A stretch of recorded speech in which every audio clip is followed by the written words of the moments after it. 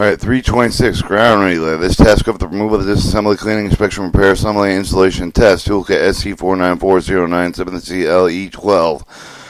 Test equipment, multimeter, variable DC voltage supply, materials part, dry cleaning solvent, warning, removal, warning, high voltage due to the operation of the equipment do not misrelay with the terminal voltage. Potentials below 50 volts may cause death. Remove rings, bracelets, wristwatches, and exchange before working around locomotive jewelry can catch on equipment, cause injury, may short across with electrical circuit, cause severe burns or electrical shock. Note if the ground relay is suspected of being defective, perform steps 19 and 20 before removal. Okay, shows your ground relay to the right, 2 bolts. Set the battery switch to open, tag and disconnect wires from the relay assembly. Remove the 2 screws, 1 lock washers, 2 flat washers, 3 and ground relay 4. Disassembly. Caution. Coil and contact assembly must be repaired at depot maintenance level to remove the 2 screws 5 and 6. Separate cover assembly 7 and spacers 8. Remove the 4 screws 9, insulator 10, coil and contact assembly 11 from base 12. Tag and disconnect electrical wires inside cover assembly 7. Remove cover and assembly 7 and spacer 8.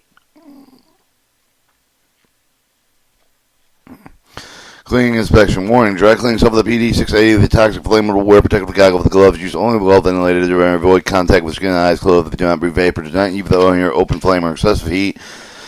Flash point of 100 to 138 degrees Fahrenheit with the company using fresh air medical aid immediately. Contact with the eyes made. Wash your eyes. Get medical aid immediately. Compress air. Use for the cleaning purpose will not exceed 30 psi. Do not use dry compressed air against skin. Use goggles or full face shield.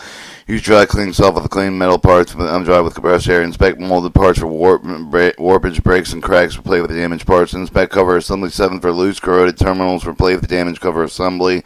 Use multimeter measuring coil resistance on an operator portion of the coil and contact assembly 11. If the resistance is not 86 thousandths of an ohm or plus or minus 10%, replace coil. Use the multimeter coil resistance on unlatching the portion of the coil contact assembly 11. If the resistance is not 250 ohms plus or minus 10%, replace coil.